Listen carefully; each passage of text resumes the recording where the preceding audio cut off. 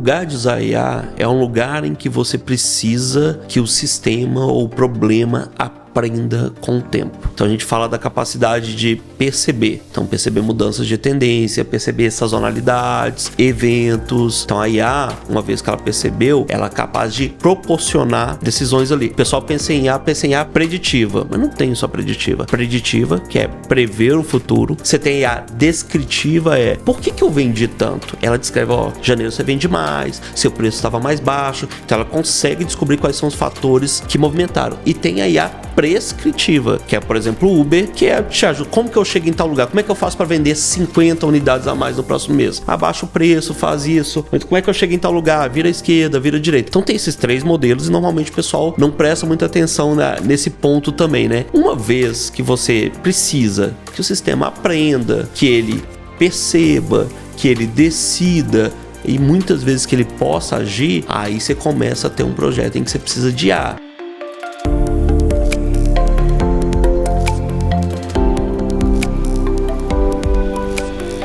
Olá, seguidores do canal Para o Seu Conhecimento, podcast que reúne aqui só pessoas feras para falar de diversos assuntos, logística, tecnologia, inteligência artificial, IA. IA que não é a bola da vez, a gente vai falar porque não é a bola da vez, porque já tem um tempo já que se fala, né? Mas a gente vai falar assim, se você não está, você já está no passado, você não está implementando, você não está usando. E eu tenho um cara aqui que é especialista nisso, diversas especializações, fera, tá à frente aqui também, junto com o seu sócio aqui da Supply Brain, né? Correto. Que é o Glauber de Almeida, vai falar com a gente aqui de IA, inteligência artificial e da Supply Brain. Meu amigo, muito obrigado por estar aqui com a gente. Eu que agradeço. Queria que você se apresentasse agora por você, né, para que o nosso público lhe conheça, para a gente puxar e começar a puxar esse assunto aqui de inteligência artificial. Boa. Estou um pouco curioso aqui de saber que eu não sou a primeira pessoa falando de inteligência artificial, né? Um assunto novidade aí, né? Nem se fala isso. Nem se fala. Nem se fala sobre esse assunto. Ultimamente a gente passa em todos os fóruns, todos os lugares e todas as palestras, todos os temas são sobre IA. Mas, primeiro, obrigado pelo convite, obrigado aí pela atenção de todo mundo. Eu sou o Glauber, né? Sou um dos sócios fundadores da Supply Brain. Eu sou CTO da empresa, mas eu sou especialista em supply chain pelo MIT, né? Eu sou um associate alumni lá. E a nossa empresa, ela basicamente aplica inteligência artificial para 2 áreas, né? A área de otimização de estoque e a área de procurement, que é onde a gente faz IA de verdade. Eu gosto até de ressaltar que a gente faz IA de verdade, porque hoje em dia tem muita gente que é usuário avançado de ChatGPT e já coloca inteligência artificial no currículo. E o que tem de empresa de inteligência artificial, que não tem um pingo de inteligência artificial, é muito, né? Então é interessante a gente, e eu acho que é muito importante isso para o Brasil, cada vez a gente buscar de verdade esse conhecimento, de verdade essa ciência e falar de fato sobre o que é IA. Por quê? Porque é um tsunami, né? Ou a gente vai surfar ou vai ser engolido por isso aí. Então, acho o tema assim, extremamente excitante. Acho que é uma das coisas incríveis que a gente tem para hoje. Muito bom. Quando eu falo assim, eu comecei falando aqui, não é a bola da vez, porque já faz um tempo que a gente tem IA, já nos rodeia, né? Mesmo que não seja, até mesmo antes do ChatGPT, né? Eu conheci IA aqui, claro, na faculdade a gente vê um pouco, né? De redes neurais, né? Aquela coisa lá na faculdade ainda, no básico. Mas eu vim ver o termo muito de IA quando eu conheci um projeto do IBM Watson, né? Que era um negócio que estava começando ali, né? Já tinha muita coisa, depois vieram outros produtos. Mas eu acho que o ChatGPT, de fato, 2021, 22... Acho que por aí, né? Foi ali na época da pandemia. Pandemia e tal. Eu acho que o ChatGPT, de fato, foi que fez aquela... Como você falou aqui, que deu aquele... Você falou para mim aqui, antes aqui no briefing, né? Que deu aquela explosão ali dos GPTs, né? Mas eu falo justamente... Eu comecei falando aqui que faz um tempo já que a gente utiliza IA. Eu acho que muitas empresas, agora Agora, de fato, os assuntos rolam muito em cima da IA, mas já é um negócio que a gente tem há muito tempo.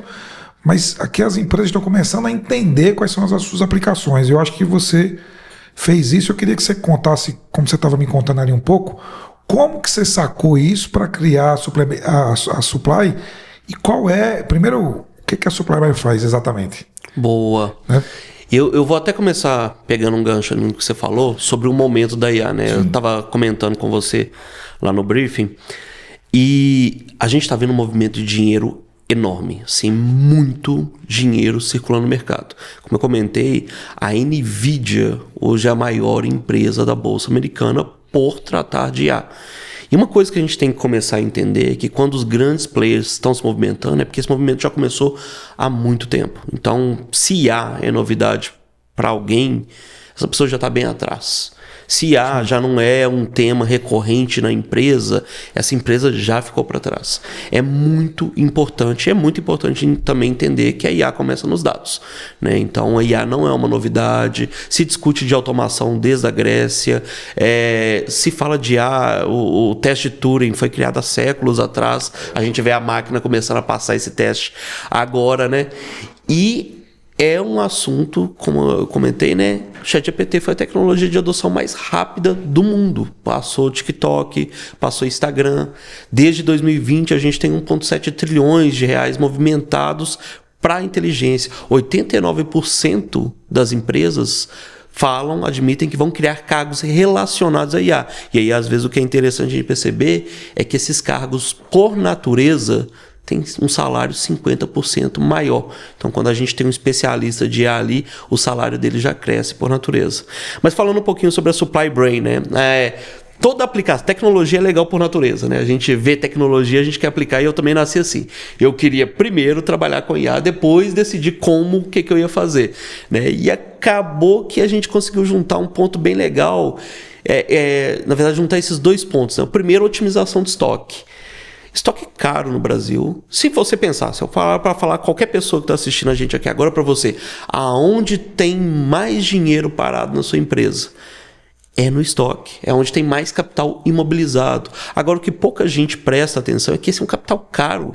Então, assim, se a sua empresa, né, esse capital parado, você pensa no giro da sua empresa. Sua empresa gera, do capital investido, gera quanto por ano, né? Então, o custo daquele capital é isso, é aquele custo de oportunidade. Mas se você não quiser considerar o da sua empresa, você pode considerar a taxa Selic é 15%.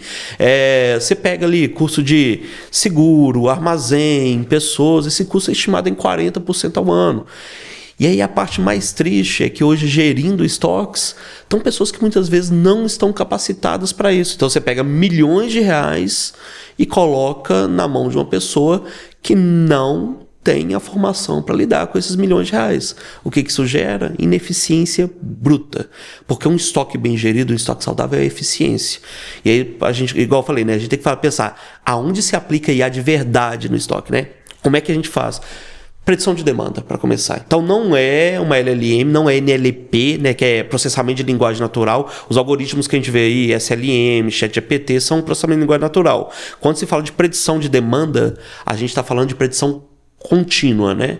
E aí, outro erro que costuma acontecer bastante, utilizar um algoritmo só. E aí não funcionou. Aí esse algoritmo muitas vezes é um modelo engenheiro, uma média, um Arimax. Para cada tipo de produto, a gente tem um algoritmo diferente. Então, se o produto é mais esporádico, normalmente é um Croston. Se é um produto que tem sazonalidade, vai ser uma regressão, uma rede neural. Se é um produto estável, aí pode usar um Arimax, Cada produto ele exige um algoritmo diferente.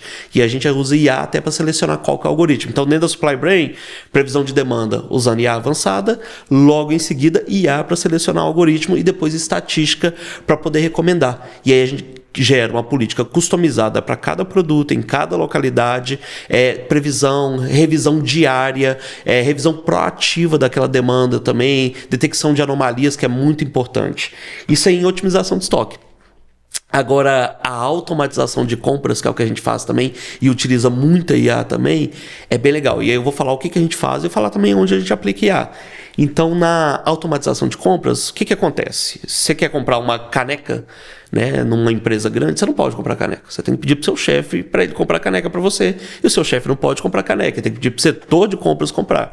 Então começa com você mandando requisição para o seu chefe, aprovação, vai para o setor de compras, de novo, detalhe o produto, volta, depois chega, entra no backlog. Aí o backlog tem que formar o pacote, encontrar o fornecedor. Para encontrar o fornecedor, vai da cabeça do comprador, em muitos casos, quem que ele conhece, quem que ele não conhece.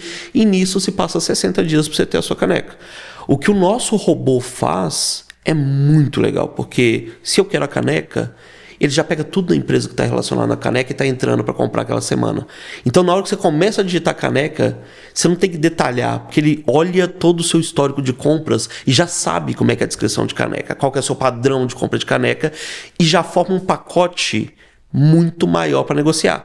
Então, a inteligência artificial, e nesse caso a gente utiliza NLP para conectar os produtos, forma um pacote ali que é muito mais atrativo para o fornecedor negociar, porque o fornecedor não respondeu uma realidade. Quando você coloca um pacote ali, ó, ao invés de você comprar R$15, você vai comprar 300, 400, aí já gera mais vontade nele de responder. Uma vez que a gente já usou IA para agrupar os itens que fazem sentido, então, que vão ter os mesmos fornecedores, provavelmente, agrupa a porca com pneu, com parafuso, com a chave, tudo mais, aí chega a hora de você detectar, né, identificar os seus fornecedores. Um dos erros que a maior parte dos sistemas tem é olhar o histórico. Por quê? O fornecedor entrou ali na sua empresa há 2 anos atrás, o mix de produtos dele já mudou completamente. Então é legal o fornecedor ter um certo controle sobre o que ele quer te fornecer, porque a maior parte das empresas fica colocando spam no fornecedor e eles param de responder.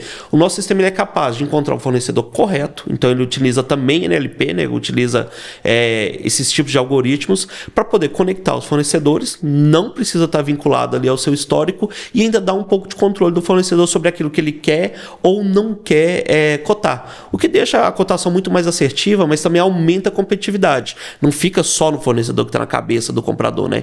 Então a gente tem vários fornecedores ali, que podem ser fornecedores internos da empresa ou a gente pode trazer alguns fornecedores da nossa rede também. Então assim, são os nossos 2 produtos. O de otimização de estoque, normalmente a gente reduz ali em 30% o estoque, o que de cara normalmente já gera milhões de economia ali mensal. E o de compras, a gente consegue reduzir o tempo para comprar em 70% e os nossos resultados têm sido ali 33% a mais de saving a gente tem também. Então, mais economia e mais velocidade no geral. Tem muito dinheiro na mesa, né? Como você falou aí, 33%. Muito dinheiro. É até o ponto que eu falei, né? Onde tem mais dinheiro parado, no estoque. Aonde fica mais dinheiro na mesa, na hora de negociar. E uma coisa que o pessoal até fala assim, ó, meu comprador é pitbull, meu comprador é nervoso, ele negocia bem demais. Meu cara é cabuloso.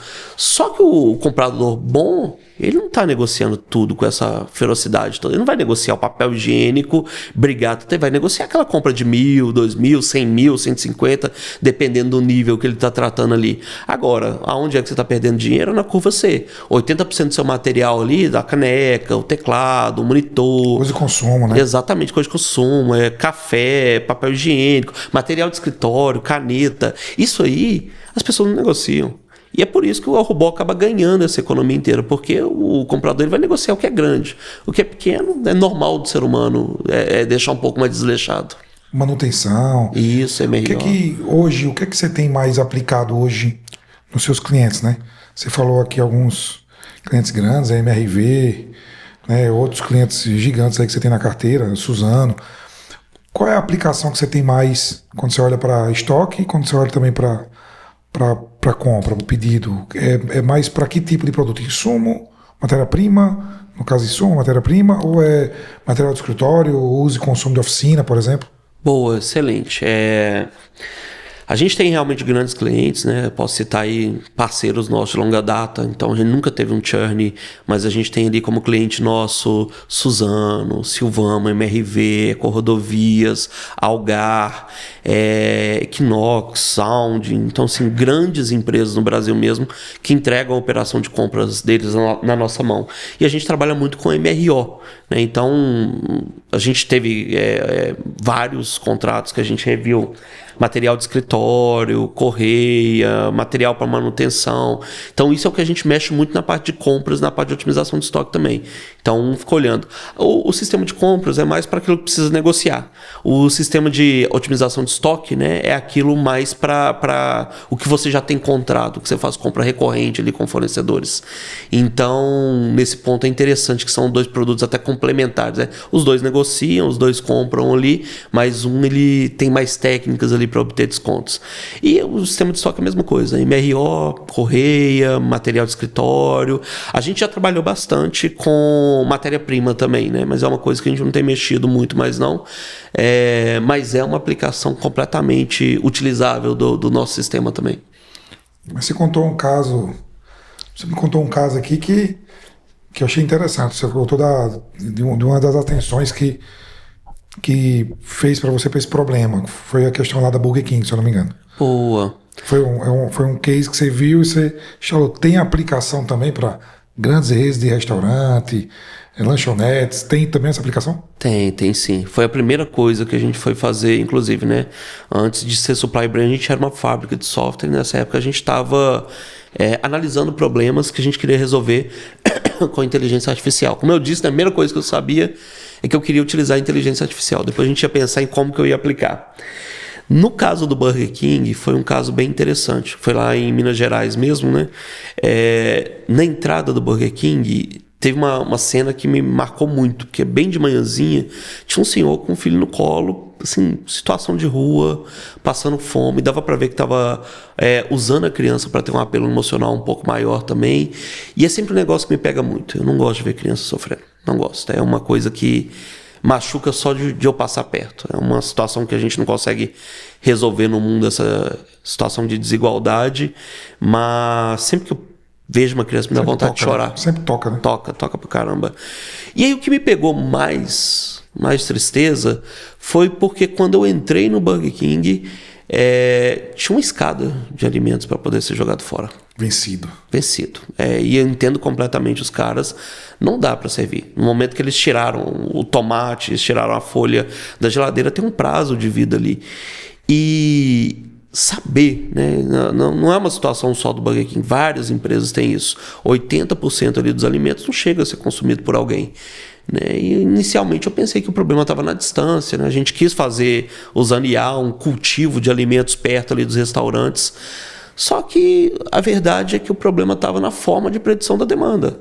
Porque os algoritmos que são utilizados hoje pela indústria, são utilizados pelo comércio, são médias. As médias não entendem sazonalidade, não entendem se o dia está chuvoso. Você vai pegar EPI, você não considera o número de pessoas que tem ali. E a gente notou que com essa solução, tanto da predição de demanda quanto a otimização de estoque, e aí é até importante separar, porque o nosso sistema tem automatização, tem inteligência e tem otimização. Então a gente entrega o estoque otimizado e reagindo, inteligente, percebendo, decidindo, tudo isso ali junto. Então assim, o que a gente percebeu é que o maior problema não estava na distância do alimento. Aquilo ia acabar acontecendo, que a distância estava no planejamento da demanda. Não havia, o planejamento da demanda não era inteligente, sempre olhava o momento anterior e estimava, que eles falam de pensar que o hoje vai ser igual a ontem, né? E não é. A gente tem que olhar se o janeiro é forte, fraco, isso para tudo. O pessoal pensa, não tem influência de sazonalidade no MRO. Tem. Você tem influência do número de pessoas, do número de contratos, da sazonalidade, do mês do ano, se o pessoal está de férias, se não está, sempre tem. Então a gente consegue perceber esses pontos lá, até no desenho gráfico você vê esses pontos, né? E aí vendo isso no Burger King foi o que acabou motivando a gente a começar com o sistema de otimização. Porque a gente pensou, é uma coisa que, primeiro, tem muito dinheiro envolvido. É igual eu falei, onde tem mais dinheiro para as empresas, tem muito dinheiro envolvido. E além de você ter muito dinheiro envolvido, olha o tamanho do impacto social. Você gera muito mais eficiência para a sociedade. Eficiência ela se distribui pela sociedade, né? Então, produtos mais eficientes geram sociedades mais saudáveis. Então, assim, tinha um propósito muito legal junto com um produto que usava inteligência artificial que a gente queria aplicar, junto com um negócio que realmente move muito dinheiro. Top demais. Então as aplicações aí são enormes, né? Então a gente falou aqui em Sim. MRO, alimentício, lanchonetes, restaurantes e as empresas, outras empresas aí, como você falou aqui.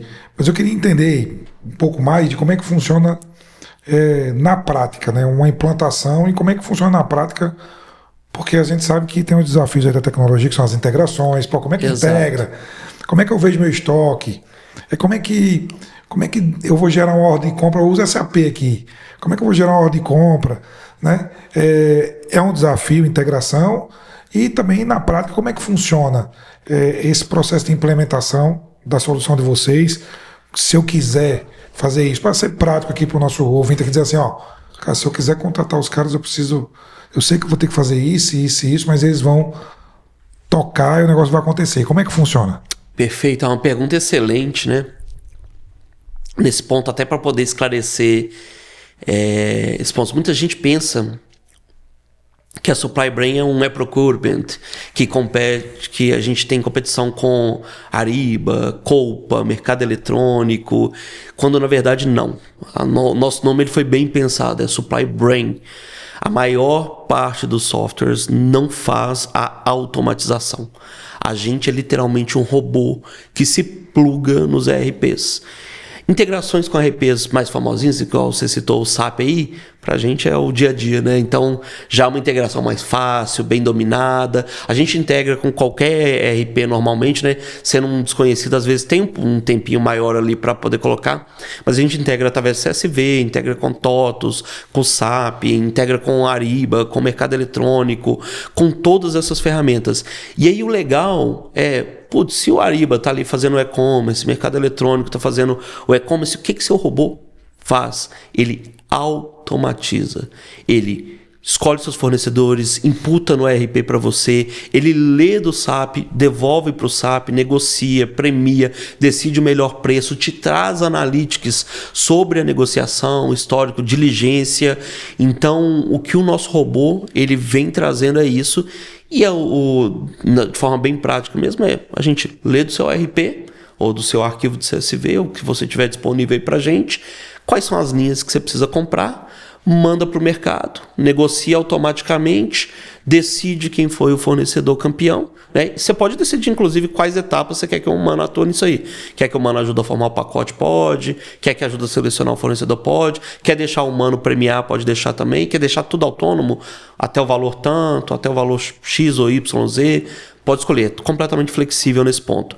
Mas uma vez que a gente decidiu qual foi o fornecedor que ganhou, a gente devolve para o seu ERP, a gente devolve para qualquer lugar que você precisar, né? Então é um sistema que ele funciona como um cérebro mesmo. Ele pega, pensa, junta, aloca, negocia, decide e aí te entrega o resultado ali. Ele tem ali a performance de 200% de produtividade quando comparado com equipes de compra, né? Quase 2 equipes de compra quando a gente pensa nessas empresas enormes que a gente está. Você consegue, você falando nessa praticidade, você consegue trabalhar com a ferramenta de vocês de forma autônoma, ou seja, poxa, eu integrei aqui, beleza, mas eu vou gerar uma análise a cada semana, ou não faz sentido? É um negócio que tem que estar plugado e continuamente estar alimentando. Como é que funciona isso na empresa no dia a dia? É uma boa pergunta também. Então, para o sistema de compras, né, ele é autônomo. Então, ele está o tempo todo trabalhando.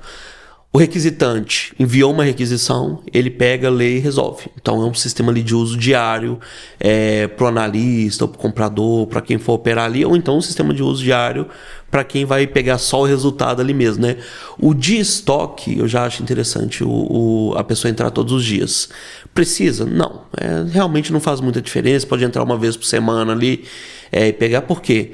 Mas eu acho legal todos os dias, porque todos os dias o nosso sistema fala com você, olha, tá aqui os seus principais riscos, tá aqui os seus principais problemas, encontrei uma anomalia de demanda, tá aqui a sua previsão, tá aqui as suas ações para hoje, você precisa transferir tais itens, você precisa comprar tais itens, então rebalancear tais estoques. O sistema de estoque ele é uma mãe, ele basicamente fala para você no detalhe tudo que você deveria fazer. E novamente, pode só exportar e mandar para o seu fornecedor, mandar para o seu ERP, ele está lá te contando, olha, precisa comprar tanto, né? Então pode ser uma operação completamente autônoma, né, ali também. Só que eu acho interessante a gente olhar para o analytics que ele traz, porque realmente é um lugar que eu acho que o ser humano brilha com o trabalho criativo.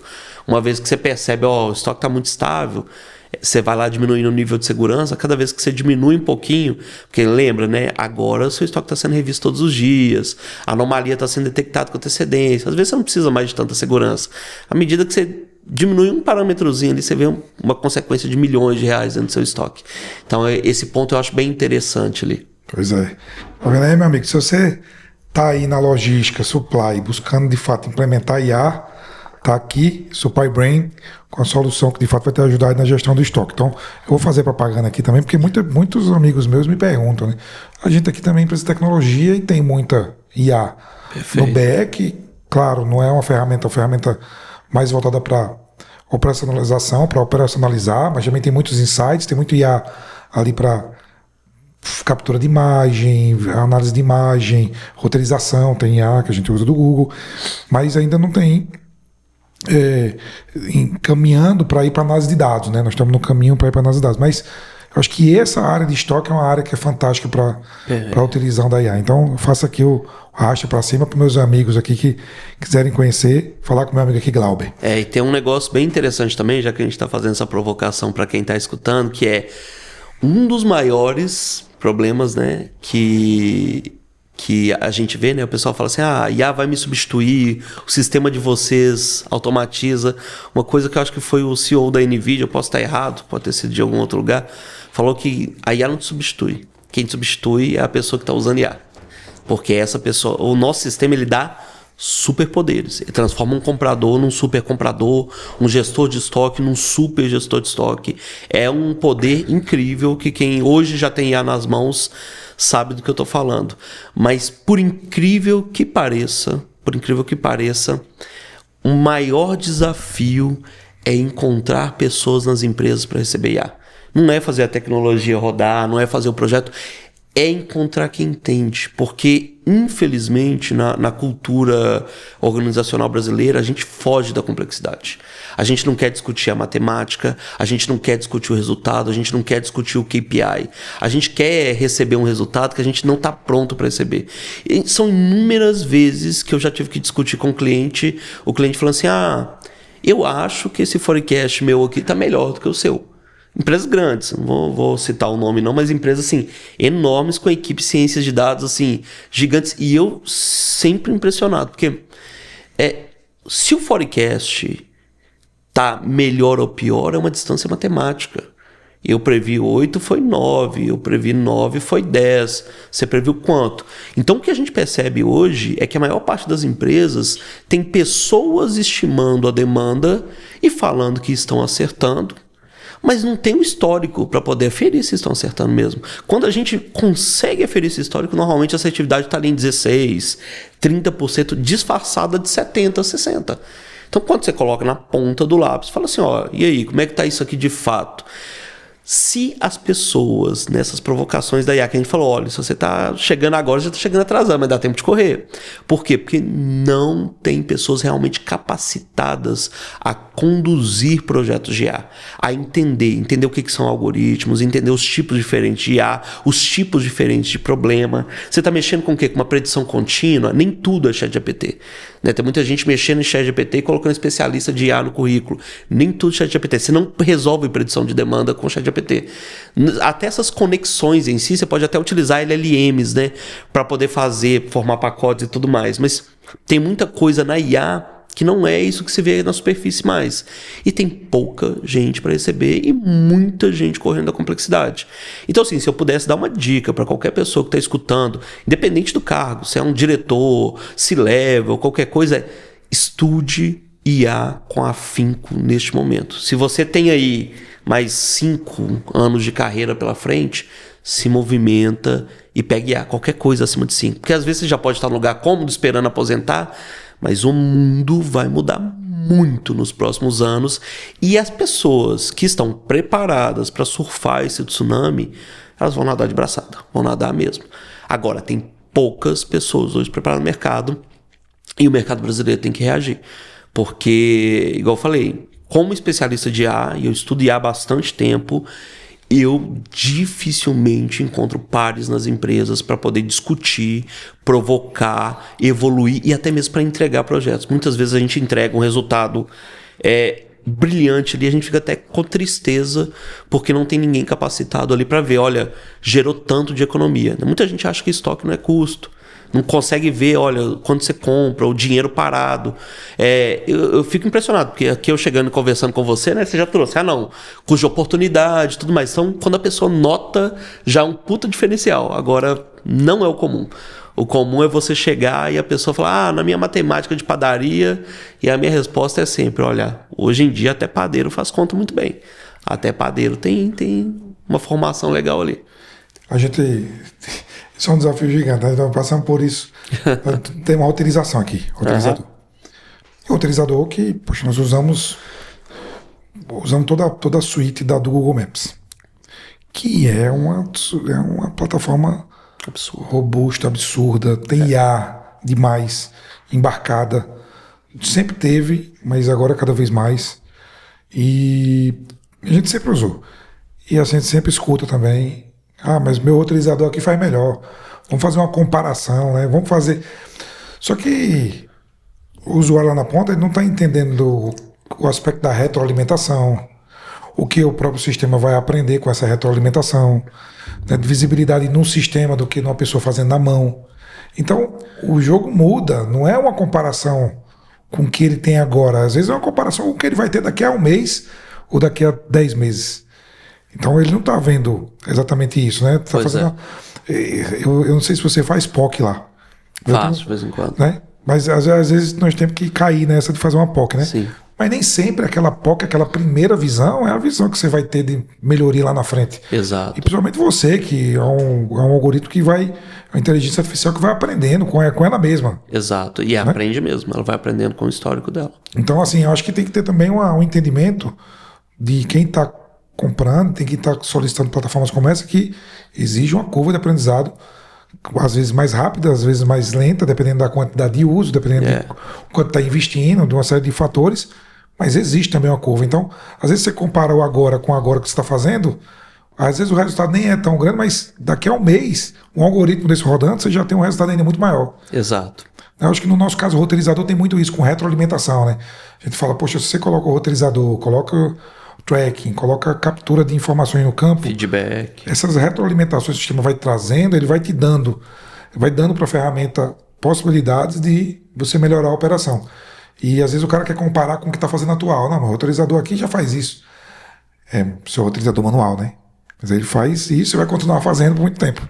Manual. Nós vamos fazer aqui desse jeito, e daqui a um mês, 2 meses, 3 meses, você vai ter resultado já, porque a retroalimentação do sistema vai fazer essa otimização das suas rotas, do seu processo. É uma coisa que o pessoal tem que perceber mesmo. Mas assim, eu acho que até para nossa felicidade, o que eu tenho percebido de movimento no Brasil, né? O Brasil, isso não é legal para mim, eu não sou um cara comercial, sou um cara técnico. Eu gosto do número, eu gosto de ter o resultado. Eu quero saber se está economizando, se não está. Meu propósito é 2 coisas. Ou é reduzir custo, ou é gerar receita. Um dos 2. E o que eu tenho percebido? O Brasil não é um país, muitas vezes, de resultado. Ele é um país de política. Então, para você vender, você tem que ser um cara que tem conexões, chega nos lugares, e às vezes não é o melhor software que tem essa pessoa. Às vezes a pessoa com a melhor conexão ali, tanto que a gente sempre falou, para ter sucesso é importante ter comunicação e tudo mais. Fui aprendendo a me comunicar com o tempo, ainda não sou bom nisso não, mas o que eu tenho percebido? Que o Brasil vai se tornar um país para técnicos, porque o discurso ele sobrevive pouco tempo no mundo de eficiência. Tem que ter eficiência. Os concorrentes que pegam eficiência, os concorrentes que realmente fazem o negócio gerar, igual eu falei, vamos pegar aqui estoque. Eu compro 3 camisas azuis, sabendo que aquelas camisas vão vender. A outra pessoa pega 5 camisas, uma de cada cor. Mas eu comprei porque eu tinha inteligência para saber que a camisa azul vai vender. O que vai acontecer quando a minha camisa vender? Ela vai vender, eu vou ter lucro, e eu vou reinvestir esse lucro, e reinvestindo eu vou ficar 2 vezes maior do que você que está esperando a terceira camisa vender. Então, a vantagem competitiva que a eficiência dá vai tirar os players ineficientes do mercado. E eu sei que a gente pode pensar, não, mas isso é um movimento lento. a curva, a lei de Moore na evolução tecnológica tá absurdo. A gente não esperava que os sistemas que estão aqui iam estar presentes nesse momento e agora estão entre nós. Se você pega uma televisão e mostra para um cara da época das caravelas, vai achar que aquilo ali é magia. Mas quanto mais para trás no tempo você vai, a evolução tecnológica é mais lenta. A gente está num ponto em que uma geração vai ver 3, 4, 5 disrupções tecnológicas. E em cada disrupção dessa vai haver vencedores e vai haver perdedores.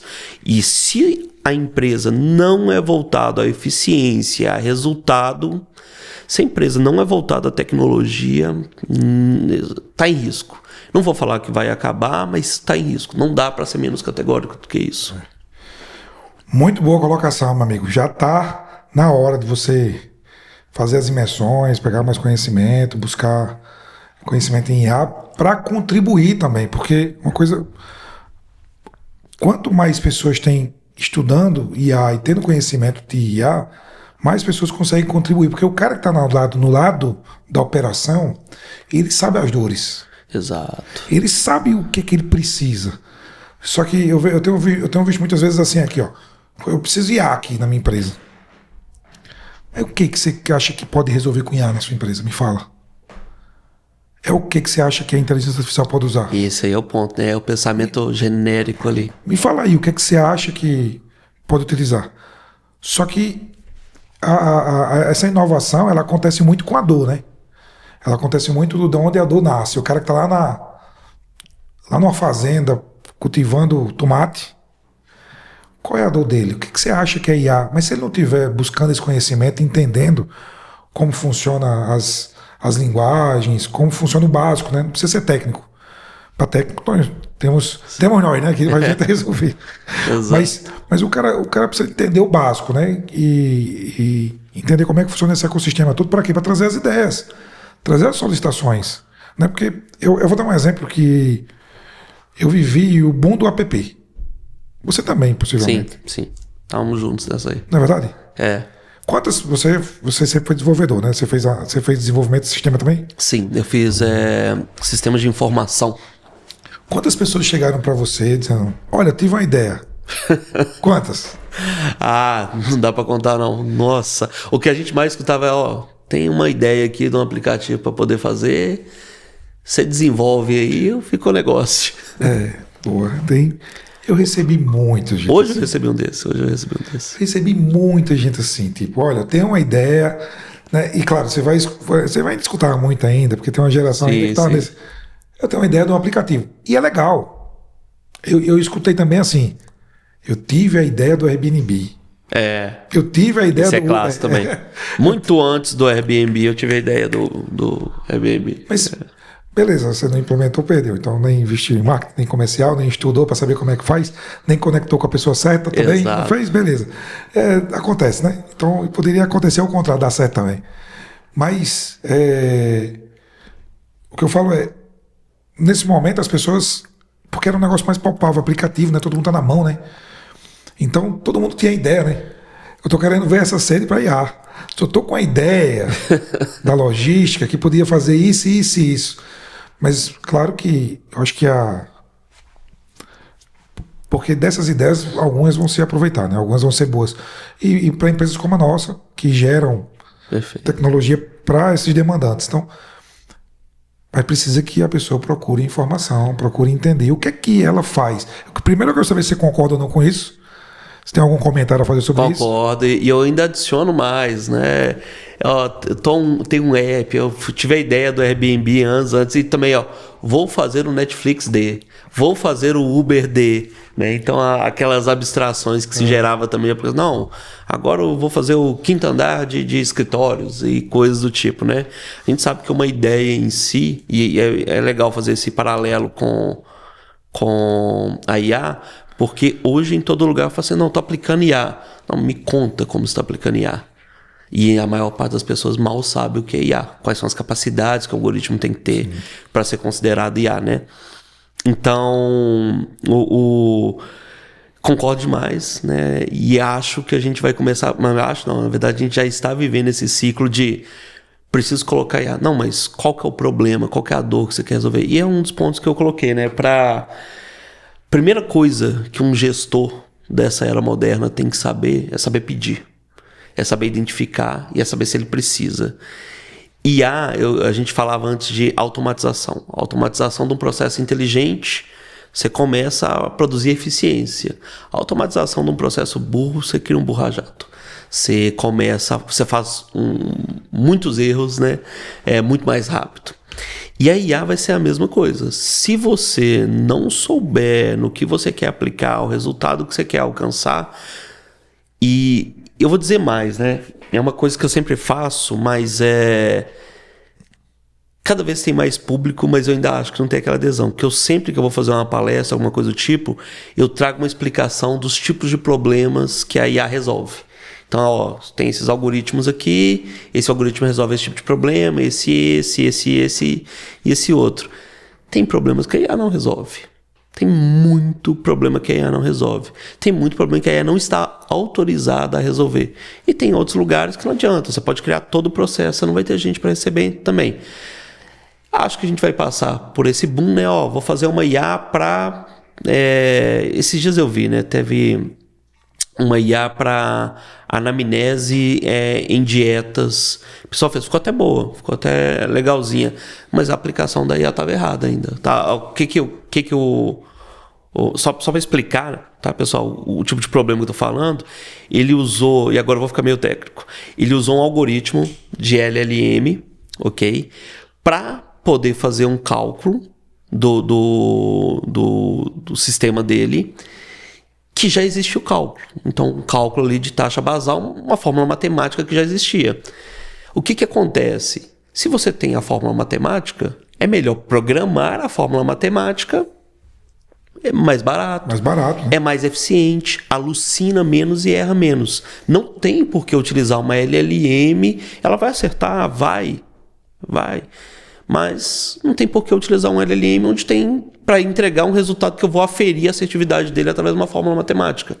Então dar um tiro de canhão para matar uma formiga. Em compensação, assim, o aplicativo ficou bem legal, isso aí eu estava ajudando a fazer a construção, em compensação as outras aplicações estavam ótimas, né? Mas eu fiquei me questionando, e questionei a pessoa também, falando, olha, por que você aplicou IA aqui? Ah, não, mas como é que você sabe que a IA está sendo assertiva? Não, porque tem essa fórmula matemática. Programa a fórmula, é muito mais rápido, muito mais fácil de se fazer. Então, essa consciência é uma coisa que o mercado tem que desenvolver ainda também. E esse boom de aplicativo de IA, a gente acha que vai ter muita IA sendo feita à toa também, sem necessidade. Sim, porque tem muita, como você falou, né? Muita coisa se resolve com um algoritmo simples. Você tem que saber até onde vai, né? Porque senão você vai estar gastando, que é caro, né? Tem um custo, né? Tem um custo aí. Você investe no custo, você tem um custo de infraestrutura, ou de uma linguagem, ou de uma API, ou de uma máquina que você utiliza. Aqui a gente usa a ferramenta da Amazon aqui para leitura de imagem com IA, que usa para nossa, que paga por imagem analisada. Então, se você, eu queria analisar todas as minhas imagens, paga. Custa. Então, eu quero colocar para ver a placa de todos os veículos que estão passando na rua. Custa. Então, IA tem um custo específico. Se você colocar algoritmo, é mais fácil, é mais barato. Se couber, né? É bom falar que o lugar de usar IA é um lugar em que você precisa que o sistema ou o problema aprenda com o tempo.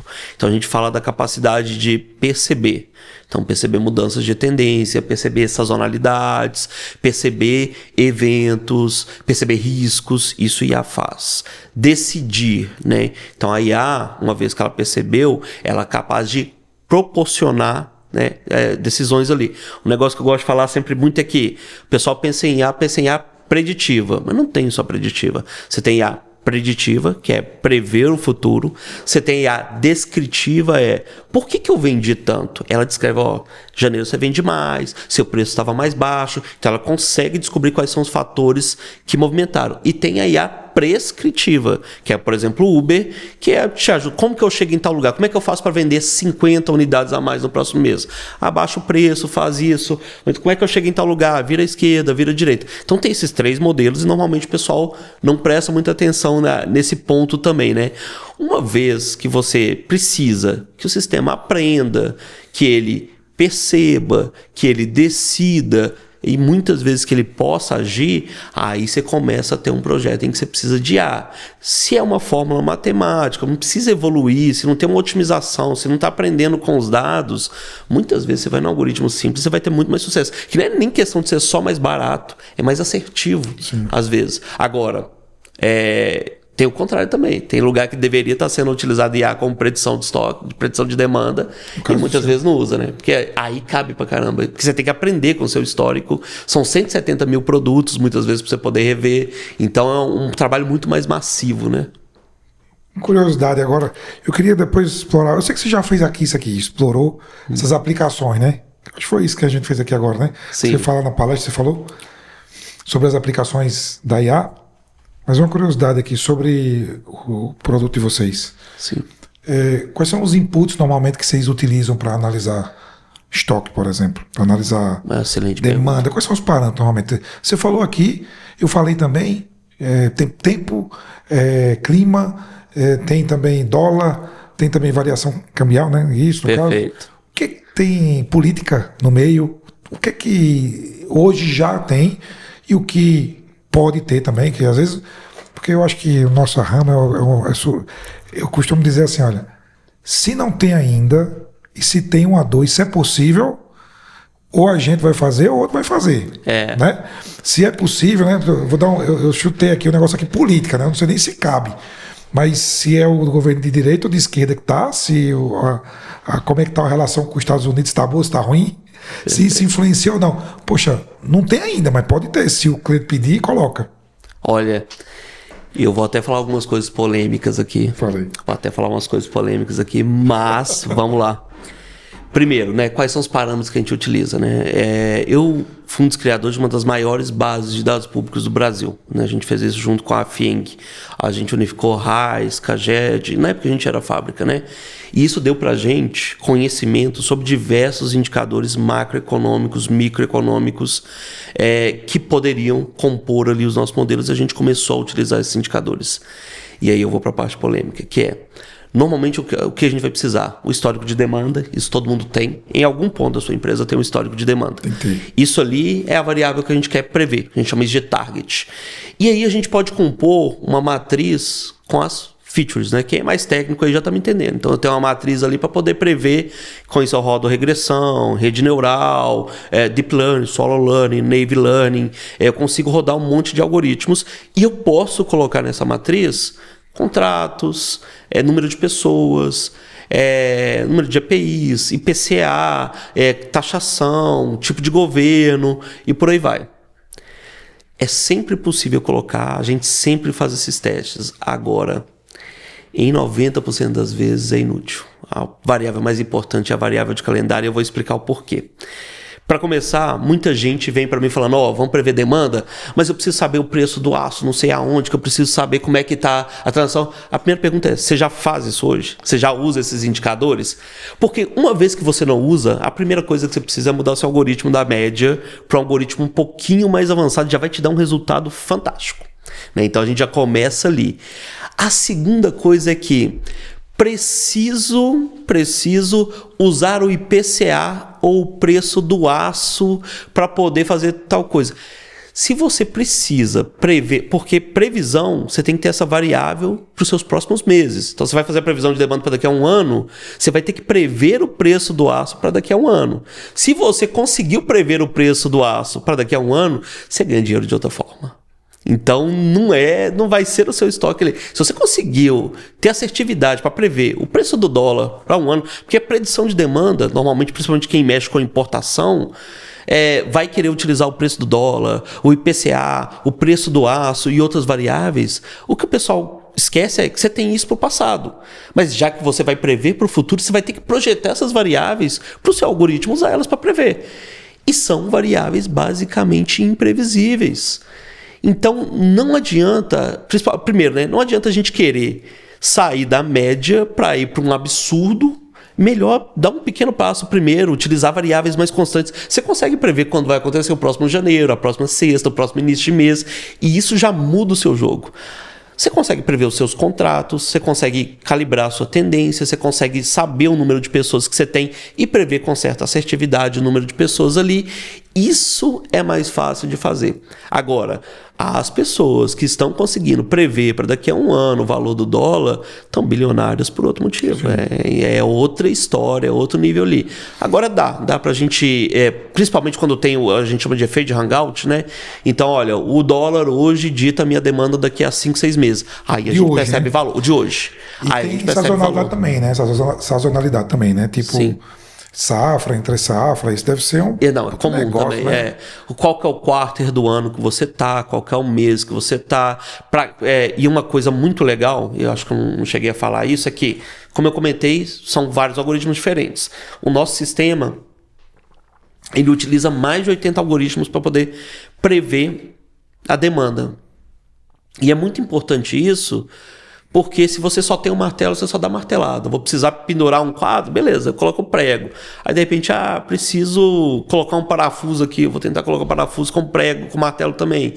Quando você tem várias ferramentas, o sistema ele pode escolher o melhor para cada produto. Inclusive, quais são as melhores features, né, que é essa parte da matriz, para cada produto. Então o algoritmo ele consegue falar, nesse aqui o IPCA realmente importou, nesse aqui realmente tem esses pontos. Então é interessante a gente pensar nessa mudança, né, mais incremental e tudo mais, sair do básico para um mais avançado que já é bem grande e depois a gente ir crescendo nesses pontos também, evoluindo. A cabeça tá fervendo aqui, porque tô aprendendo aqui uma série de coisas, né?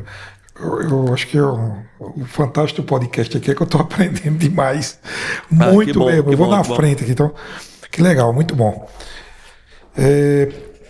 Eu ia fazer uma pergunta aqui também relacionada a como funciona na prática, olhando já a implantação. O cara quer contratar a Supply Brain. Como é que faz? Você tem um período de setup, implantação, tem uma análise, tem a parte educacional, tem a parte de consultoria, é plataforma pura. Como é que funciona isso numa empresa? Eu entendo aqui que a maioria dos projetos são enterprise. Sim. Né? Mas queria saber como é que funciona na prática isso. Poxa, é hoje, vamos fazer. Como é que é a jornada? Perfeito, vamos lá. É um sistema com um ciclo de venda longo. Então, o nosso processo de venda é um processo muito educativo. Várias empresas a gente teve que ensinar sobre o que é o custo de estoque, como é que ele se forma, indicadores clássicos, TRC, CSL. Mas a partir do momento em que o cliente conhece a dor dele e quer contratar, a gente tem 2 tipos de empresa. Aqui tem o processo de S&OP, Sales and Operation Planning, bem formatado. Essa normalmente é só integrar com o ERP e colocar porque o pessoal de SOP já está querendo. Então já tem alguém ali para poder receber o produto e a gente entra em contato. Isso falando do produto de estoque. Já uma empresa às vezes não tem esse processo, o que a gente faz é uma venda mais consultiva. Ajuda a desenvolver o processo de S&OP, mede qual que vai ser o impacto para ver se o projeto é viável, se ele vale a pena, porque algumas empresas não vale a pena, e aí a gente coloca. Na parte de compras é muito mais direto, não precisa de absolutamente nada. Você tem o seu ERP, a gente integra, o sistema está pronto, já está funcionando. Então, no momento em que a gente saiu, você fechou o contrato com a gente, 1 mês de implantação ali para integrar com o ERP e tudo mais. 1 mês, uma semaninha ou outra de homologação e o sistema já está rodando. Tranquilo, o sistema de compras. O de estoque, normalmente a gente tem mais problemas por causa dos dados. Então, muitas vezes tem que ensinar para a empresa. Tem muita empresa que não precisa já tomar dama, tem que ensinar para a empresa o que é demanda, o que é produto saindo. É absurdo, mas muita empresa coloca devolução. Eu sei que vai parecer ridículo, que muita gente vai rir da minha cara. Como compra. Como compra. Muita empresa coloca devolução como compra. Isso acontece muito no SAP por causa das classificações. Então, se confunde muito dentro do setor de estoque a natureza da operação. A devolução, o produto parado, o que é lead time de fato. E o que eu acho engraçado nisso é que o marketing normalmente tem uma visão da demanda bem assertiva. Agora, o pessoal que vai tomar conta do estoque, nem tanto. Eles normalmente estão trabalhando com um número completamente diferente do que está lá no marketing e tudo mais. Então, muitas vezes, a gente tem que ter esse processo educacional ali com o cliente também. Mas normalmente fechamos o contrato em estoque, fazemos a leitura do dado, o dado chegou para a gente, instantaneamente está rodando. Agora, o de compras é mais rápido ainda. Ele é só você ter um SAP, você ter uma necessidade, você ter um Excel com itens ali que você quer comprar, você pode alimentar ele na nuvem, o sistema ele consegue conectar. Tem um portal. Isso. E o sistema, ver aqui, eu tô curioso. O sistema de compras, ele tem um efeito, que é outra questão polêmica aí também, que ele tem um efeito de rede gigante. Que a gente começa a conseguir entender o que é exatamente cada produto, porque a gente transaciona quase 4 bilhões. São tantas transações de correio e tudo mais, que só por algumas palavras a gente já consegue integrar quanto que foi vendido de correio nesses pontos. E aí, qual que é a parte legal? Por muito tempo, a gente vendeu só pensando no comprador. E hoje a gente tem uma base de quase 300 mil fornecedores.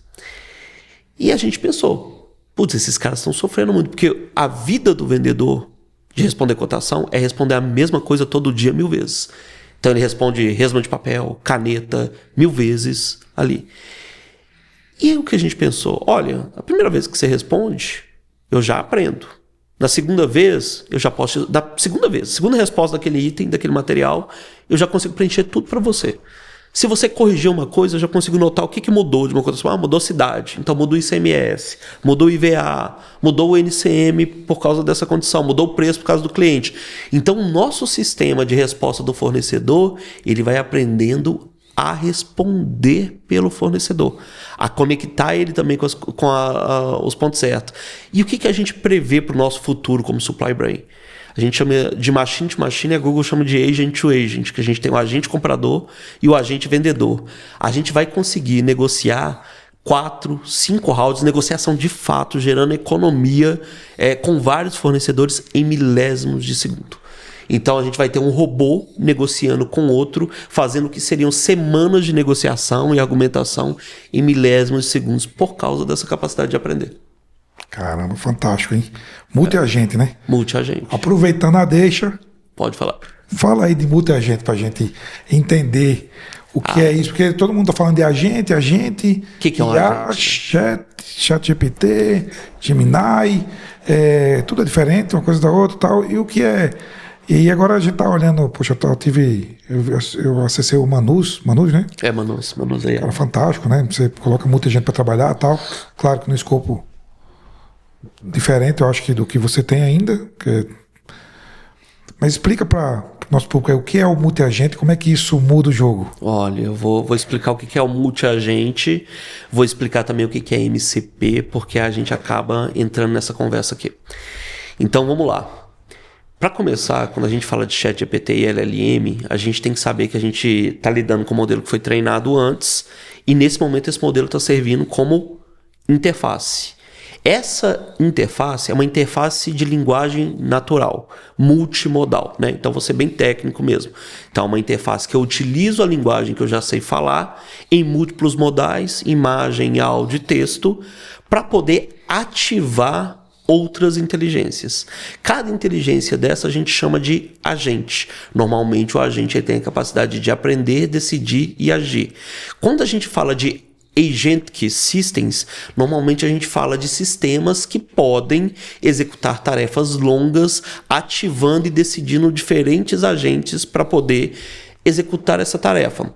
Então digamos que eu tenho um sistema de drones que conta o meu estoque.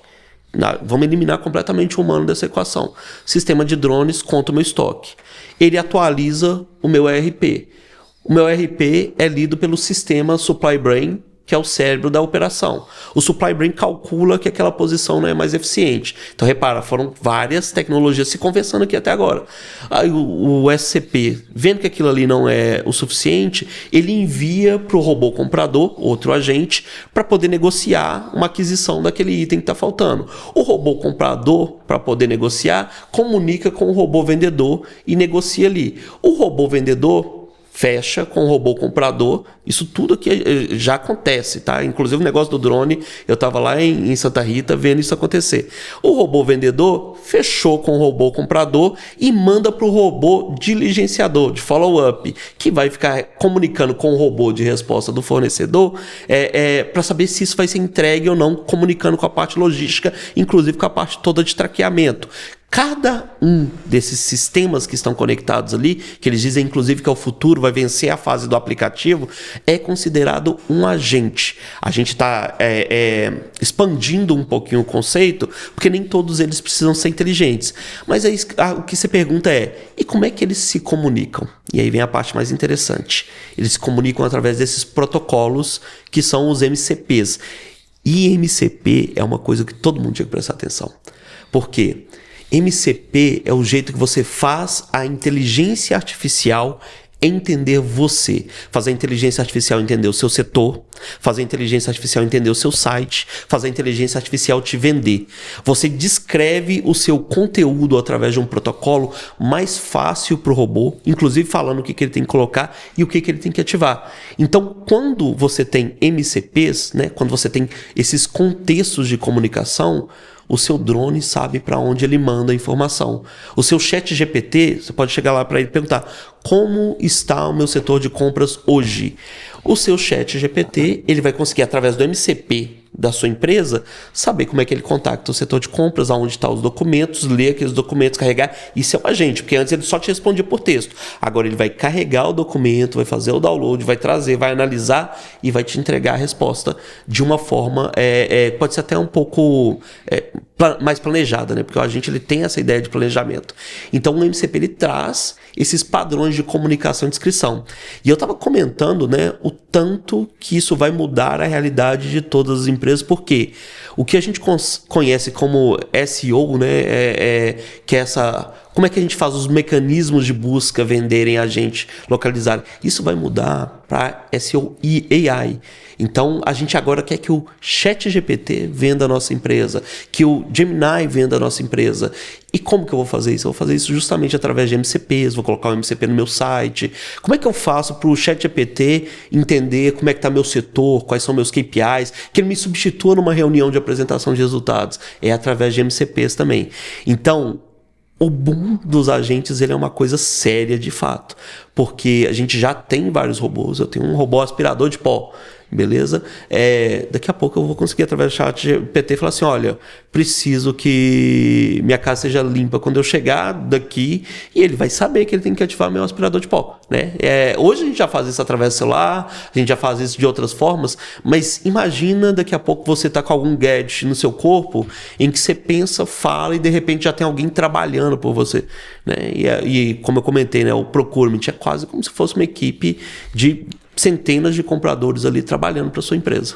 Todo mundo se comunicando, né? Se comunicando. E a qualidade da comunicação, como sempre, que se dá através desses contextos, né, é o que manda a eficiência desse ponto. Por isso que os engenheiros e arquitetos de IA, eles vão acabar nadando de braçada ali.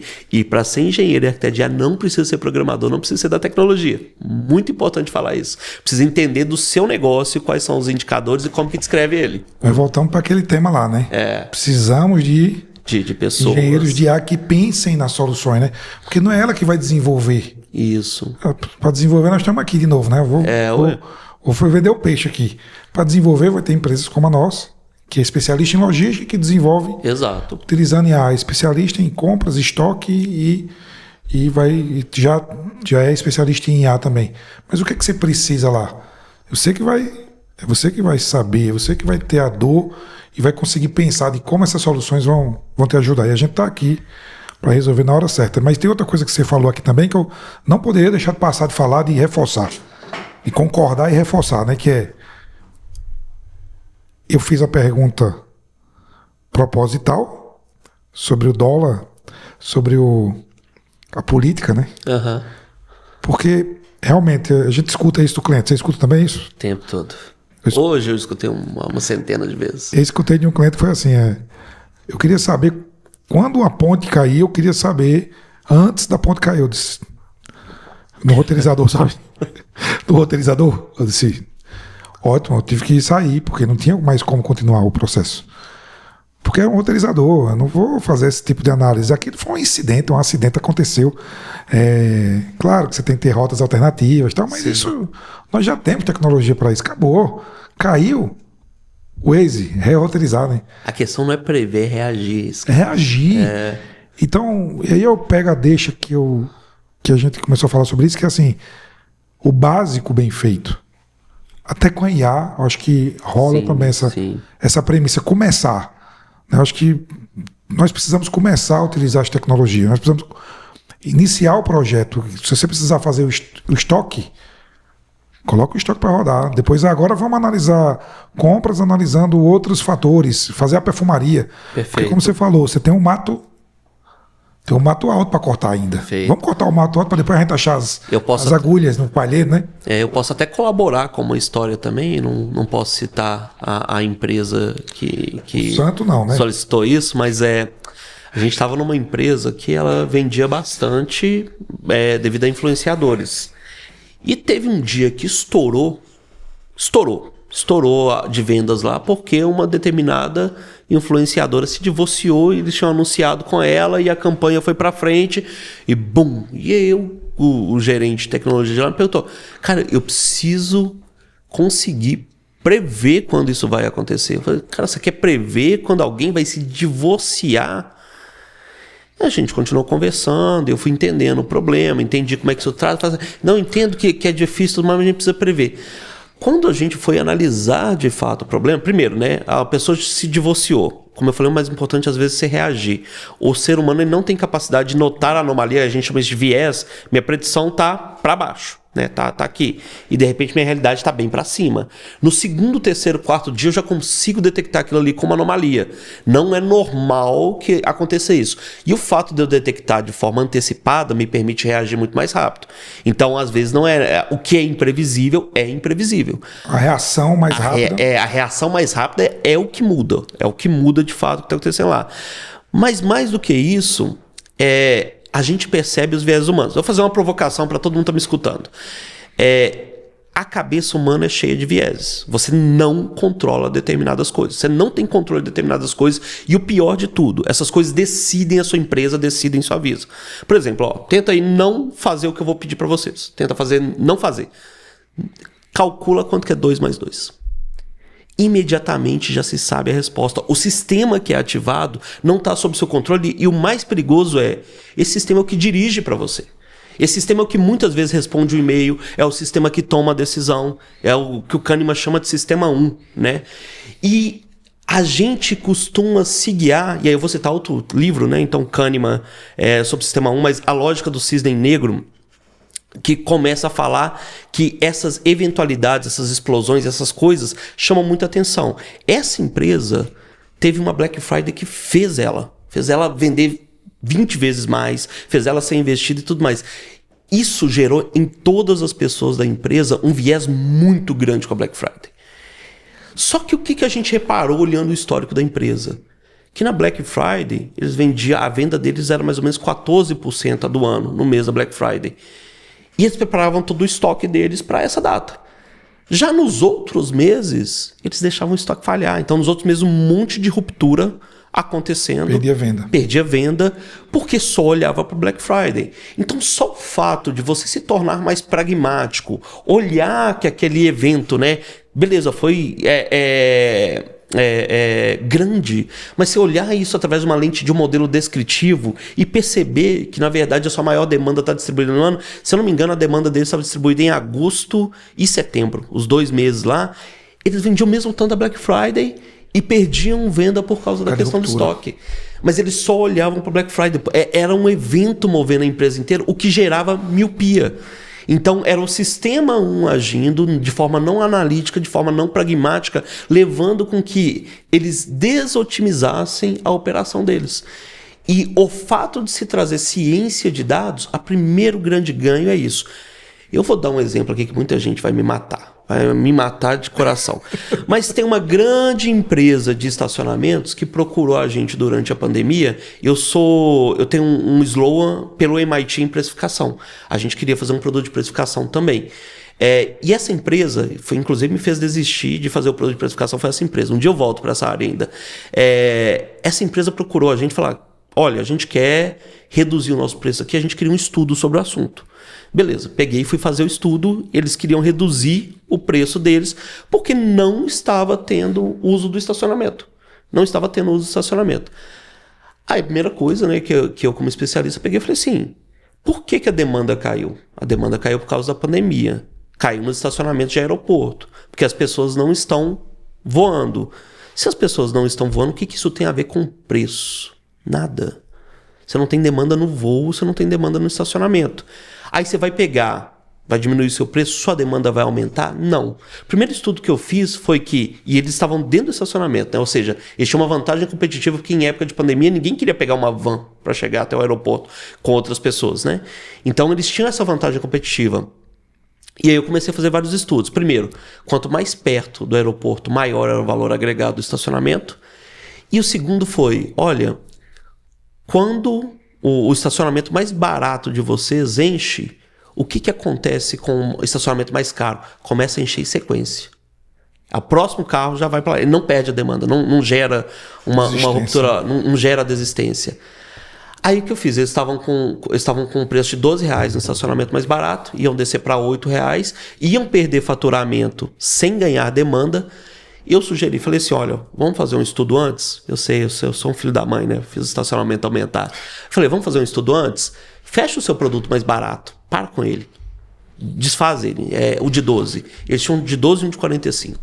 Desfaz o de 12. Desfizeram toda a demanda e o faturamento foi de 45. Eles faturaram milhões de reais a mais. Milhões de reais a mais ali. Foi um projeto que eu ganhei tão pouco por ele. E, nossa, foi muito pouco. E eles foram replicando em todos os estacionamentos dele. Houve, então, no setor de precificação dessa empresa, que é o que eu falo de pragmatismo, o entendimento do valor da ciência de dados em relação a isso. Porque eles iam abaixar o preço, iam demitir pessoas, iam falir concorrentes. Para quê? Para nada. Eles não iam ganhar nada a mais de demanda. Ele era escolhido pela proximidade do aeroporto e não pelo preço. Esse é o caso que desfaz o viés, né? Uhum. Tem o fato que confirma o viés também? Tem, a gente tem alguns fatos que confirmam vieses também. E o legal é você trabalhar com método científico nesse ponto, né? Normalmente você busca desfazer o entendimento inicial, então você busca provas contrárias.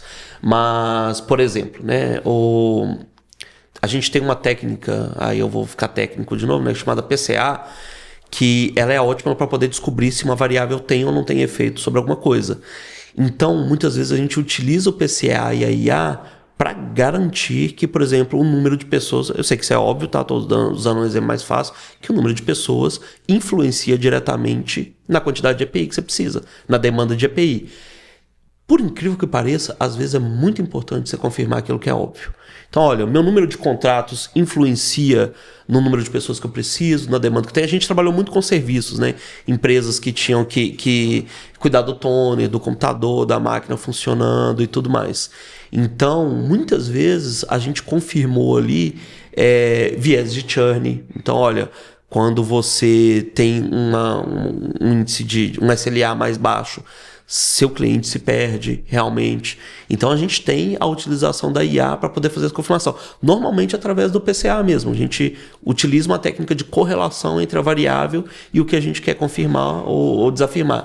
E aí, indo lá para matemática e estatística que eu amo também, tem o teste de hipótese, que ele realmente coloca ali, qual que é a confiabilidade que você quer nessa pesquisa, faz a pesquisa e te dá uma resposta clara, se é sim ou não, se é aquele impacto ou não. O que é muito legal. Matemática um pouquinho complicada do teste de hipótese, mas ela é muito útil, ela é bem apaixonante, assim. Muito bom, amigo, muito bom. Obrigado. Eu estava pensando aqui também sobre o estacionamento ainda, que o que você ganhou lá vai dar para pagar pelo menos a diferença do estacionamento, de 12 para 45. Acho que nem isso. É um projeto tão pequeno, se eu contasse...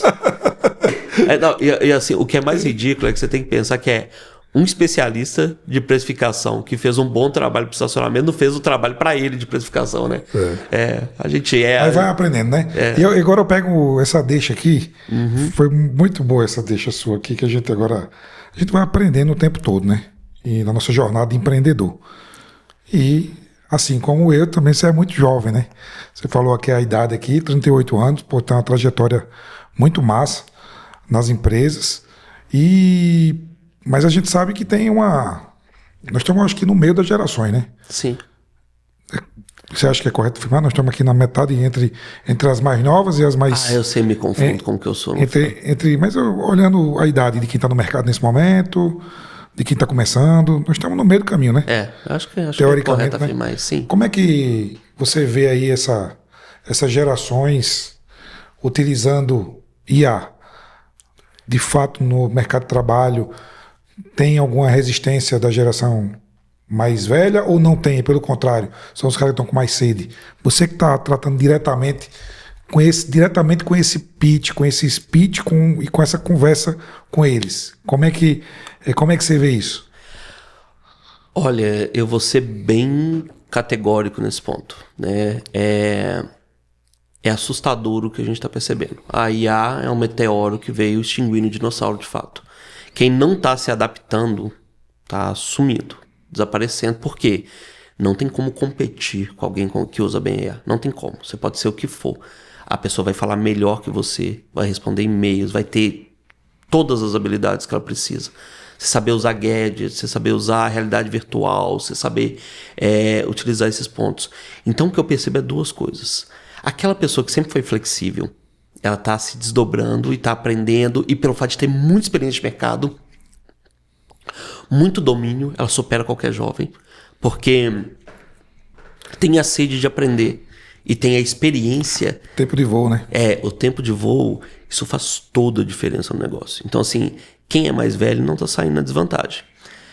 Quem é novo e está pegando isso aí, é uma geração... Tipo assim, a gente tem crianças que nasceram conversando com o ChatGPT. Meu filho é um...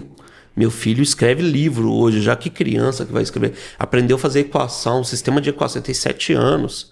Eu tava tirando meleca do nariz e comendo na idade dele. É outro nível mesmo. E essa geração é a próxima geração que vai chegar mais cedo no mercado e talvez um sistema de trabalho completamente diferente. Porque assim, a gente fala, IA não vai tomar emprego, não vai tomar... Vai sim, vai acabar com um monte de área, vai acabar com um monte de coisa, talvez vai gerar outras também. Vai gerar outras, né? Vai, mas assim, de vez em quando eu me pergunto se vai gerar o mesmo volume. Porque assim, tem pessoas que dizem que sim, pessoas que dizem que não, mas no final das contas o que importa é que a vida da sociedade vai melhorar. Porque sinceramente a gente inventou que a gente tem que trabalhar, ficar longe dos nossos filhos, trabalhar 8 horas. Aí você tem aquela mãe que pega 2 horas de viagem para chegar no lugar, fica 8 horas do trabalho, 2 horas de almoço, depois ele tem que sair para fazer faculdade e não tem tempo para viver, para a família. E mais, a sociedade está perdendo o tempo da ciência, de estudar, aprender e criar e inovar. Tem poucos, assim, heróis que estão brigando, é resistência mesmo que está empreendendo e gerando ciência hoje.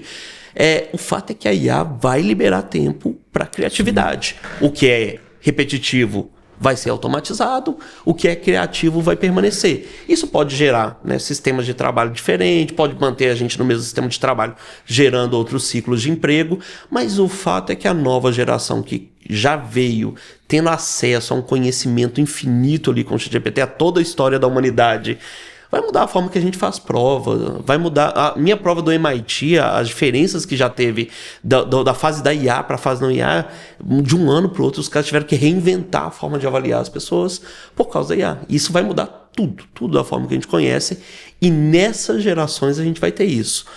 Nativos da inteligência artificial, igual nós tivemos nativos da internet chegando ao mercado, e pessoas com amplo conhecimento já do mercado, do domínio que a gente fala, né? A área que a gente aplica a inteligência artificial, a gente chama de domínio de compras, domínio de tracking, domínio de estoque, tudo, né? A parte logística inteira. Essas pessoas vão estar ali realmente sabendo fazer uso, né?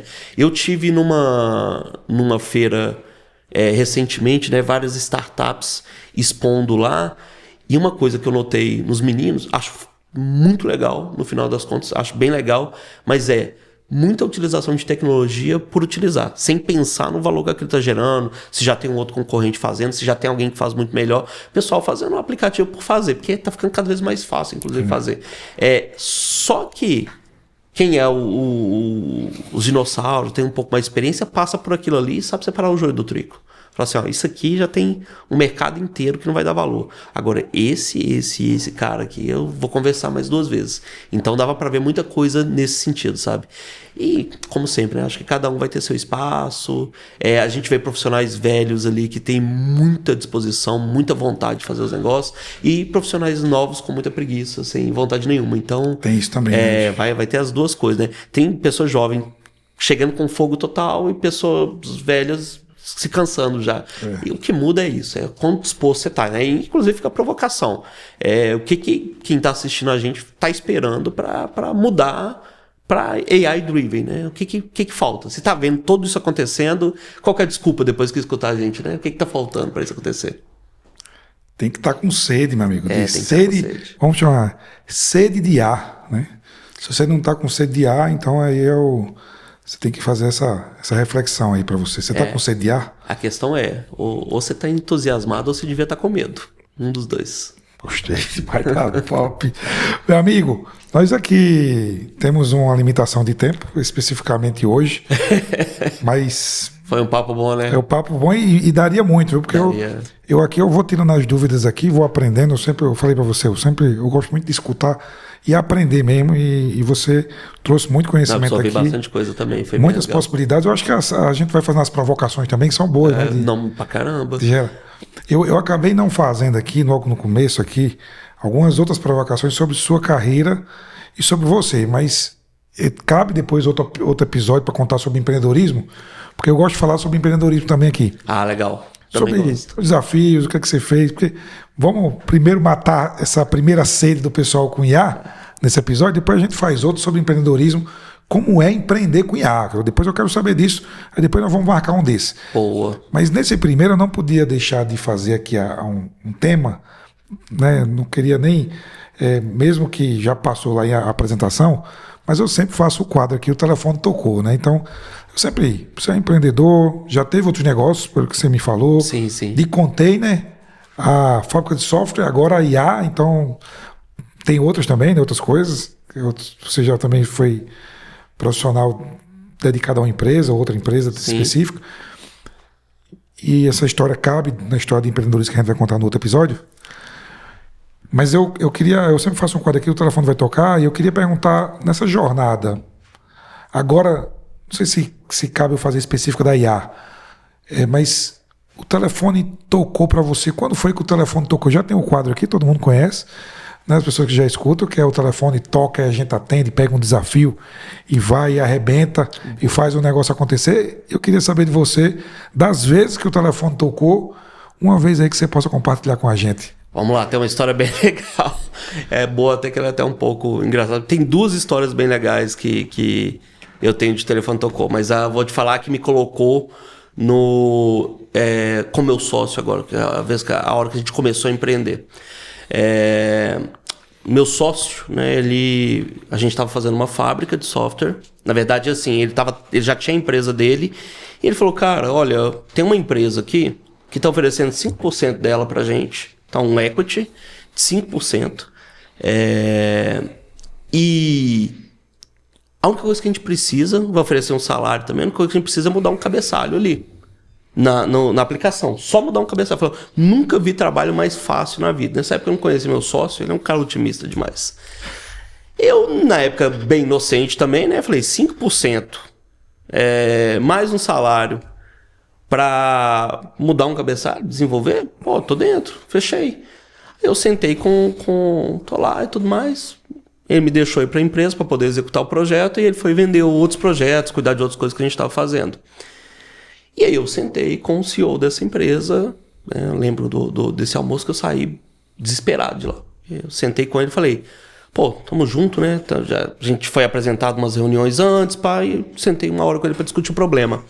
Eu falei, olha, o meu sócio, o Jefferson, falou que a gente tem que mudar só um cabeçalho aqui e tudo mais. Eu falei, não, peraí, tô trazendo vocês como pessoas de tecnologia, porque deixa eu contar. A gente está com um projeto aqui com a FIENG, a gente tem que internalizar 49 bases de dados públicas juntas ali para poder criar um projeto de inteligência artificial que vai identificar se uma empresa é boa ou não para o Estado. Eu tô assim, mas isso não é colocar um cabeçalho. Não foi isso que... Não, mas é isso que a gente tem que fazer e assim, a gente tem que entregar isso em 3 meses. Aí eu peguei umas referências e falei assim, pô, tinha o DataViva no Brasil fazendo integração de base de dados. Eles integraram 9 bases em 8 anos. Mais ou menos, não lembro bem, talvez eu tenha errado esses números aí de tempo, mas eu lembro que era anos e eu tinha meses. E a primeira coisa que eu falei com ele, eu falei, você é doido? Não dá, vocês desfazem o contrato, vocês estão doidos, não dá pra fazer isso. Falei mesmo, saí de lá meio transtornado e falando, cara, vocês se meteram num negócio. Falei, não, a multa é gigante, não dá, a gente já tá conduzindo o projeto já tem um tempão, tem que resolver, a gente trouxe vocês de tecnologia para poder resolver. Aí eu entendi por que tava dando equity, por que é o salário e tal. Aí, cara, me deu uma doida que até hoje foi, acho que um dos insights mais incríveis que eu já tive para resolver um problema. Porque eu virei pro CEO, aqui num abraço, na época, e falei com ele, cara, vou fazer o seguinte, eu vou ter que ser arrogante nesse ponto. Assim, o problema que vocês estão é impossível. Mas eu vou pedir para vocês fazerem um monte de coisa que vai parecer meio estranho. Mas, por favor, me obedece, faz rápido e já renegocia 3 meses de prazo. A gente vai precisar de 6. Aí ele estava meio desesperado, falou sim, eu meio que tomei o controle da empresa, tomei todas as pessoas da empresa para mim e eu comecei a fazer um sistema de documentação. Fiz um sistema simples, que era um sistema de formulário, em que documentava o campo, o formato, forma de conversão e tudo mais. E eu passei para todas as empresas, ao invés de eu criar um algoritmo, eu criei um sistema de documentação. Mapeamento. Aí eu primeiro fiz isso, dos primeiros 1 mês e meio, entreguei para a equipe e falei assim, agora vocês todos vão ficar documentando base para mim. E eu comecei a criar um sistema que lia aquela documentação e internalizava a base, baixava a base e internalizava ela no SQL. Fazia o de para. Fazia a conexão. E aí a gente conseguiu conectar as 40, na verdade ficou 36 bases, ficamos devendo algumas, porque a do DataSul, a do SUS era um pouquinho mais pesada, faltou espaço de fato. Mas a gente conseguiu ela depois também. A gente conseguiu entregar todas as bases, mas foi um pensamento completamente não ortodoxo. Porque ao invés de eu ir atacar o problema, foi fazer um sistema de documentação para poder dividir o trabalho com toda a equipe, que se eu tentasse fazer sozinho, a ferramenta. Não ia dar a ferramenta. Né? E aí essa ferramenta ficou rodando e a base foi crescendo e gerou um negócio gigante que hoje integra assim, inúmeras empresas de saúde, que é uma área que eu amo bastante. Então esse foi um dos casos em que meu sócio me ligou com aquela oportunidade ali da China e pegou. E assim, só para contar um caso engraçado também de telefone tocando, uma vez o telefone tocou do lado do cliente, né? Porque a gente tá precisando negociar com ele para o sistema dele funcionar, mas esse caso aqui é só para fazer graça mesmo, só para ficar engraçado. O nosso gestor de projetos ligou lá para conversar com o cliente, o cara faltou só desligar na cara do gestor, falou assim, não dá pra falar com você não, porque o negócio tá pegando fogo agora. E desligou o telefone. Os mineiros. Foi mesmo. Não posso falar qual que foi a empresa, mas é uma empresa mineira também. O negócio tá pegando fogo aqui, não vai dar pra falar não. E desligou na cara. Esse cara ficou chateado, o gestor. Falou assim, velho, nunca me trata assim, não sei o quê. E aí no dia seguinte eu fui saber que realmente estava tendo um incêndio no estoque do cara. O cara estava lidando com o incêndio naquele momento que ele tinha ligado. Então foi um caso engraçado. Também ficou pra pegando história. Fogo era de verdade. O pegando fogo era pegando fogo. O telefone tocou, se for pegando fogo, liga pros bombeiros. Como diz o mineiro, o trem tá pegando fogo aqui. O trem. Caramba, bicho, que conversa boa aqui. Eu acho que boa mesmo. Eu gostei demais. Muito bom ter você aqui. Obrigado. Né? Falando um pouco da SupplyBrain. Queria saber supplybrain.com.ia. Supplybrain.ia. E aí a gente tem essas 2 soluções. Otimização de estoque, tem um estoque saudável ali, e otimização de compras, né? Automatização do processo de compras. Supplybrain.ia. A equipe tá pronta. Tá. Os mineiros, mas também tem escritório aqui em São Paulo também? Temos, a gente fica ali no Cubo, então temos um escritório lá também. Bom demais. Boa. Amigo, muito obrigado. Eu deixo sempre pro convidado aqui as últimas palavras antes de eu fechar o tema. Eu queria deixar com você aí, finalizando esse tema aí, que você trouxe tudo de IA e tal, qual é a mensagem aí que você passa pro nosso público quando fala de inteligência artificial? Boa, né? Então, primeiro, né? Muito obrigado pelo convite, o papo foi delicioso mesmo, muito bom. A gente já tinha conversado lá em Belo Horizonte, a gente vai reconhecendo pessoas boas à medida que vai passando pelo caminho, e muito legal ver o trabalho que vocês estão executando aqui, o que vocês estão levando também. Sobre inteligência artificial, é o seguinte, pessoal, o mercado está mudando, o mercado está chamando, você está escutando sobre IA em tudo, qualquer lugar. Se eu puder deixar um recado, independente do que você faz, independente, se você faz unhas, se você faz massagem, corta cabelo, se você está no setor de compra, no setor do estoque, pensa o que é o profissional da sua área no futuro. Não tem nada que vai ser melhor do que o brasileiro, com a inventividade dele, com a capacidade de gerar recurso, com o fato de a gente ser maleável. O Brasil não é para amadores. Se a gente pegar essa IA e tomar como nossa, se a gente transformar o nosso setor, a nossa indústria, o nosso país, a nossa educação, a saúde com isso, a gente vai criar um mundo muito melhor. Então, para todo mundo que está escutando, se eu puder falar uma palavra, se inspira a se otimizar, se inspira a se tornar melhor. E não fuja da complexidade, não fuja da ciência, não fuja da inteligência artificial, a não ser que ela vire o exterminador do futuro. Aí é bom correr mesmo. Enquanto isso não acontece, não vai acontecer. Não vai. Se inspire na IA, se inspire na inovação. E se inspire assistindo os episódios aqui do Para o Seu Conhecimento, que muito tem bom. Muita coisa boa, tem muito assunto bom. Tivemos muita gente aqui já falando de outras tecnologias também, conectando aqui com IA, conectando aqui com os assuntos de logística, de supply. Então vale a pena você seguir e assistir os outros episódios também, que estão aqui no nosso canal no YouTube, também no Spotify. Tem que marcar o sininho, né, Gabriel, para pegar e ser notificado. Não deixe de marcar, então já convido você para marcar o sininho, né? E compartilhar esse episódio também com seus amigos, aí com sua rede, para que a gente divulgue esse tema tão fantástico.